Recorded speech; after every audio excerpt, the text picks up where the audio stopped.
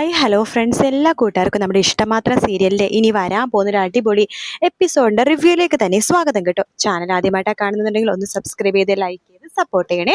അങ്ങനെ നാളത്തെ നമ്മുടെ ഇഷ്ടമാത്ര സീരിയലിൽ സംഭവിക്കാൻ പോണത്, അങ്ങനെ ഇഷിതയെടുത്ത് ആകാശ് ഓരോന്നൊക്കെ വിളിച്ചു പറയാട്ടോ.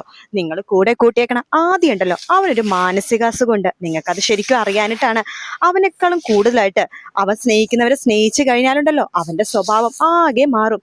നിങ്ങൾ വേണമെങ്കിൽ നോക്കിയോ, അവനെ കിട്ടേണ്ട സ്നേഹവും പരിചരണവും ഒക്കെ ഇഷിതയുടെ കുഞ്ഞിനെ കിട്ടണം തോന്നിക്കഴിഞ്ഞാലേ ഇഷിതയുടെ കുഞ്ഞിനോട് പോലും അവന് ദേഷ്യം ഉണ്ടാകും. നിങ്ങളൊന്ന് വെച്ചിട്ട് പോ എന്ന് ഇഷിത ആകാശിനോട് പറയുമ്പോഴേക്കും ആകാശ് പറയണ്ടേ, ഞാൻ പറയേണ്ടത് പറഞ്ഞതേ ഉള്ളൂ. ഒരു ദിവസേ ഞാനേ രചനക്ക് ചോറ് വാരി കൊടുത്തു, അതവൻ ഇഷ്ടമില്ല. അതിനാ അവൻ രചനയെടുത്തും പിണങ്ങി. അതിന്റെ പേരിലാണ് അവനും ഞാനും തമ്മിൽ പ്രശ്നം ഉണ്ടായത്. ഇതൊന്നും അവൻ നിങ്ങളടുത്ത് പറയില്ല, കാരണം അവൻ ചെയ്തതൊന്നും അവൻ ന്യായീകരിച്ചിട്ടല്ലേ പറയുള്ളൂ. ഞാൻ പറയേണ്ടത് പറഞ്ഞു, നിങ്ങളായി നിങ്ങളുടെ കുഞ്ഞായി പാടായി, അത്രേ എനിക്ക് പറയാനുള്ളൂ എന്ന് പറഞ്ഞിട്ട് ആകാശ് ഫോൺ വെക്കാണ്. അതിനുശേഷമാണെങ്കിൽ ഇഷിതക്ക് വല്ലാത്തൊരു ബുദ്ധിമുട്ട് തോന്നാട്ടോ. ഇഷിത അതിനെക്കുറിച്ച് തന്നെ ആലോചിച്ചുകൊണ്ടിരിക്കുകയാണ്. ആ ഒരു ഭാഗത്തോടെയാണ് ഇന്നത്തെ എപ്പിസോഡ് തീരുന്നത് അല്ലേ.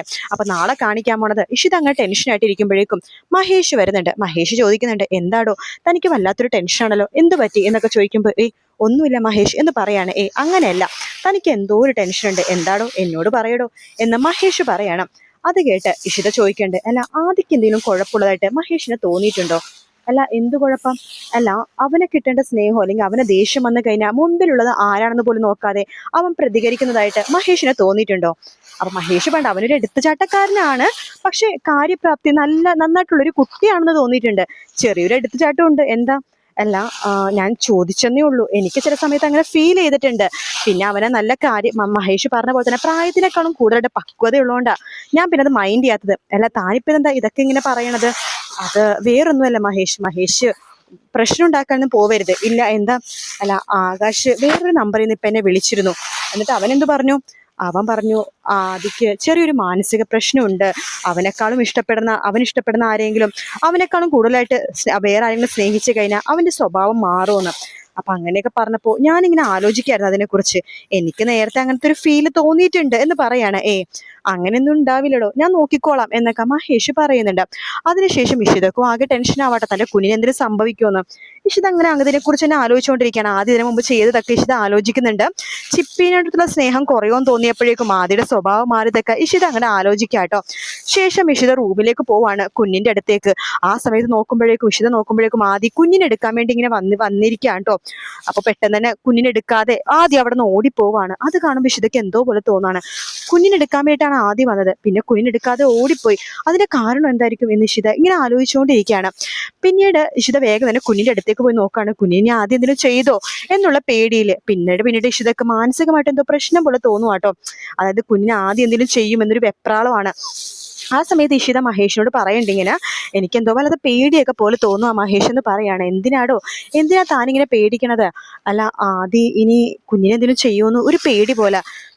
തൻ്റെ ഒരു കാര്യം അവൻ അങ്ങനെ ചെയ്യില്ലടോ, താൻ പേടിക്കണ്ട എന്നിങ്ങനെ പറയണം. അതിനുശേഷം മഹേഷും അതിനെക്കുറിച്ച് ആലോചിക്കണം കേട്ടോ. അപ്പൊ ഇവരിങ്ങനെ സംസാരിക്കണതെല്ലാം തന്നെ ആദ്യം കേൾക്കാണ്. അത് കേട്ട ആദ്യമാണെന്നുണ്ടെങ്കിൽ ആകെ വിഷമമാട്ടാണ്ട് ആദിക്കും. ആദ്യം പെട്ടെന്ന് തന്നെ മഹേഷ് ഇങ്ങനെ റൂമിലേക്ക് വരാണ് ആദ്യത്തെ സംസാരിക്കാനായിട്ട്. ആദ്യം ഉറങ്ങണ പോലെ അഭിനയിച്ച് അങ്ങനെ കിടക്കുവാണ്. ആദിയുടെ അടുത്തേക്ക് മഹേഷ് വരുന്നുണ്ട്. മോനെ ആദി, നീ ഉറങ്ങിയായിരുന്നു എന്ന് ചോദിക്കുകയാണ്. ഇല്ല ഡാഡി. എന്താ ഡാഡി എന്ന് ചോദിക്കുമ്പോൾ, അല്ല എനിക്ക് നിന്നോട് കുറച്ച് കാര്യങ്ങൾ സംസാരിക്കണമായിരുന്നു. എന്താ ഡാഡി? ഡാഡിക്ക് എന്താ സംസാരിക്കാനുള്ളത്? എന്താ വെച്ചാൽ പറഞ്ഞോ ഡാഡി എന്ന് പറയണം. മഹേഷ് പറയണ്ടല്ല മോനെ, വേണ്ട ഡാഡി പറയണ്ട, ഡാഡിക്ക് അതെന്നോട് പറയാൻ കുറച്ച് ബുദ്ധിമുട്ടായിരിക്കും. അല്ല നീ എന്താ അങ്ങനെ പറഞ്ഞത്? എനിക്ക് മനസ്സിലായി ഡാഡി, ഞാൻ കുഞ്ഞിൻ്റെ അടുത്ത് വരുമ്പോഴേക്കും നിങ്ങൾക്ക് പേടിയുണ്ടല്ലേ, എനിക്കെന്തെങ്കിലും പ്രശ്നമുണ്ടോന്നോ ഒരു ടെൻഷനുണ്ടോ എന്ന് ചോദിക്കുകയാണ്. ഇല്ല മോനെ, അങ്ങനെയൊന്നുമില്ല. മോനെന്താ ഇങ്ങനെയൊക്കെ പറയണത്? എനിക്കറിയാം ഡാഡി നിങ്ങളുടെ ടെൻഷൻ എന്താന്ന്. ഡാഡിയും ഇഷിതാമയൊന്നും പേടിക്കണ്ട കേട്ടോ, ഞാൻ കുഞ്ഞു അവരുടെ അടുത്ത് വരില്ല, കുഞ്ഞു അവനെടുക്കാനും പോകുന്നില്ല എന്ന് പറയാണ്. അത് കേൾക്കുമ്പോൾ മഹേഷിന് വല്ലാത്ത വിഷമം തോന്നുന്നു കേട്ടോ. ആദ്യയുടെ മനസ്സ് അവര് കാരണം വേദനിച്ചോ എന്നൊക്കെ ഒരു ടെൻഷൻ മഹേഷിന് തോന്നുവാണ്. മഹേഷ് വേഗം തന്നെ, മോനെ അങ്ങനെയൊന്നും ഉദ്ദേശിച്ചിട്ടല്ലടാ എന്ന് പറയുന്നുണ്ട്. വേണ്ട ഡാഡി, എനിക്ക് മനസ്സിലായി, നിങ്ങളുടെ പേടി എനിക്ക് മനസ്സിലാകും, പക്ഷെ ഞാൻ അങ്ങനെ ചെയ്യില്ല ഡാഡി, ചിപ്പിനെ പോലെ തന്നെ അതും എൻ്റെ വാവ തന്നെയല്ലേ എന്ന് പറയാണ്. അത് കേൾക്കുമ്പോഴേക്കും മഹേഷ് പണ്ടടാ, നിന്റെ വാവ തന്നെയാണ്, ഒരിക്കലും ഞങ്ങൾ അങ്ങനെ ഉദ്ദേശിച്ചിട്ടല്ല കുഞ്ഞു വാവയല്ലേടാ, അതുകൊണ്ട് പറഞ്ഞതേ ഉള്ളൂ. ഓ അതൊന്നും കുഴപ്പമില്ല ഇഷിതാമ്മയുടെ പേടി എനിക്ക് മനസ്സിലാകും എന്നൊക്കെ പറയണം ആദി. എന്നിട്ട് പറയുന്നുണ്ട്, ഡാഡി പോയി കിടന്നോ, സമയം ഇത്ര ആയില്ലേ എന്നൊക്കെ ആദി പറയാട്ടോ. അത് കേൾക്കുമ്പോൾ മഹേഷിന് നല്ല വിഷമം തോന്നുന്നുണ്ട്. പക്ഷേ താൻ കാരണം തൻ്റെ മോൻ്റെ മനസ്സ് വേദനിച്ചല്ലോ എന്നൊക്കെ വിചാരിക്കുകയാണ് നമ്മുടെ മഹേഷ്. അതിനുശേഷം മഹേഷ് ഇഷിതടുത്ത് പറയണ്ടോ, നമ്മൾ അങ്ങനെ സംസാരിച്ചത് ആദി കേട്ടു. അയ്യോ, എന്നിട്ട് അവന് വല്ലാത്ത വിഷമമായിടോ എന്ന് പറയാണ്. ഷോ അവൻ കേട്ടോ ഈശ്വര, അവനെ ഭയങ്കര ബുദ്ധിമുട്ടായിട്ടുണ്ടാവുമല്ലോ മഹേഷ്. അതെ, നമ്മൾ ഒരിക്കലും അവനെ അങ്ങനെ സംശയിക്കാൻ പാടില്ലായിരുന്നു. എൻ്റെ മോനെ വല്ലാത്ത വിഷമമായി എന്ന് പറഞ്ഞിട്ട് മഹേഷിന് വല്ലാതെ ബുദ്ധിമുട്ടാവാട്ടോ. പക്ഷെ ഇഷിതക്ക് അപ്പം അങ്ങനെ പറഞ്ഞെങ്കിലും ഇഷിതക്ക് പിന്നെ അങ്ങനത്തെ ഫീല് തോന്നിക്കൊണ്ടേയിരിക്കാട്ടോ. ഇനി ആദ്യക്ക് എന്തെങ്കിലും മാനസിക പ്രശ്നം ഉണ്ടോ, ആദ്യം തൻ്റെ കുഞ്ഞിനെ ഉപദ്രവിക്കോ എന്നൊക്കെ ഒരു പേടി വീണ്ടും വീണ്ടും ഇഷിതക്ക് ഉണ്ടാവാണ്. അപ്പൊ അതിനുശേഷം നമ്മുടെ ചിപ്പി ഇത് അറിയുന്നുണ്ടോ. ചിപ്പിക്ക് അത് കേൾക്കുമ്പോൾ തന്നെ വല്ലാത്ത ബുദ്ധിമുട്ട് തോന്നുകയാണ്. ചിപ്പി വേഗം തന്നെ ഇഷിതയുടെ അടുത്തേക്ക് പോകുന്നുണ്ട്. അമ്മ ഞാനൊരു കാര്യം ചോദിച്ചോട്ടെ എന്ന് ചോദിക്കുകയാണ്. എന്താ മോളെ, എന്താണെങ്കിലും ചോദിച്ചോ. അല്ല ആദ്യേട്ടൻ കുഞ്ഞുവാവൻ എന്തെങ്കിലും ചെയ്യുമെന്ന് അമ്മക്ക് പേടിയുണ്ടോ? എന്താ മോൾ അങ്ങനെ ചോദിച്ചത്? അല്ല ആദ്യേട്ടനെ കുഞ്ഞുവാവെന്ന് വെച്ചാൽ ജീവനാണ് അമ്മേ. ആദ്യേട്ടൻ ഒരിക്കലും ഒരു തെറ്റും കുഞ്ഞുവാവെടുത്ത് ചെയ്യില്ല. അമ്മക്കും ഡാഡിക്കും പേടിയുണ്ടല്ലേ ആദ്യേട്ടൻ കുഞ്ഞുവാവൻ എന്തെങ്കിലും ചെയ്യുമോന്ന്? ഇല്ല മോളെ, അങ്ങനെയൊന്നും ഇല്ല അമ്മേ, ഞാൻ അമ്മക്ക് ഉറപ്പ് തരാം. ആദ്യേട്ടൻ കാരണം കുഞ്ഞുവാവക്ക് ഒന്നും സംഭവിക്കില്ല. പാവം ആദ്യേട്ടൻ ഒരുപാട് വേദനിക്കുന്നുണ്ട് എന്നിങ്ങനെ പറയാണ്. മോളെ, ഞങ്ങൾ അങ്ങനെ ഉദ്ദേശിച്ചിട്ട് പറഞ്ഞതല്ല. ആകാശം പറഞ്ഞപ്പോ അതിനെക്കുറിച്ച് ഞങ്ങൾ സംസാരിച്ചതല്ല. അതെ, ആദ്യം അങ്ങനെ ചെയ്യുമെന്ന് ഒരിക്കലും ഞങ്ങൾ പറഞ്ഞിട്ടില്ല എന്ന് ഇഷിത പറയുന്നുണ്ട്. അപ്പൊ ചിപ്പിക്ക് പോലും ഇഷിതയുടെ ചെറിയൊരു എന്തോ പോലെ തോന്നുവാട്ടോ. കാരണം ആദ്യനെ മനസ്സ് വേദനിപ്പിച്ചല്ലോ ഇഷിത. അതുകൊണ്ട് തന്നെ ഇഷിതയുടെ ചെറിയൊരു പിണക്കം ആദ്യമായിട്ട് നമ്മുടെ ചിപ്പിക്ക് തോന്നുവാണ്. അതിനുശേഷമാണെങ്കിൽ ഇഷിതക്കും വല്ലാതെ മാനസിക പ്രശ്നമൊക്കെ ആവാണ്. അപ്പൊ മഹേഷ് ആണെങ്കിൽ ഇങ്ങനത്തെ സംഭവങ്ങളൊക്കെ നടന്നതുകൊണ്ട് തന്നെ നമ്മൾ ഡോക്ടർ ദേവിക അടുത്ത് സംസാരിക്കാൻ വേണ്ടി പോയിരിക്കാട്ടോ. ഇങ്ങനെ ഇഷിതക്ക് ഭയങ്കര മാനസികമായിട്ട് എന്തൊക്കെയോ പ്രശ്നം പോലെ. അപ്പം ഡോക്ടർ ദേവിക പറയുന്നുണ്ട്, അത് പ്രസവത്തിന് മുമ്പാണെങ്കിൽ കുഞ്ഞിന് എന്തെങ്കിലും സംഭവിക്കുമെന്ന് പേടിയായിരുന്നു ഇഷിതക്ക്. ഇപ്പൊ പ്രസവം കഴിഞ്ഞിട്ടും പേടിയോ? അതെന്തിനാ പേടിക്കുന്നത്?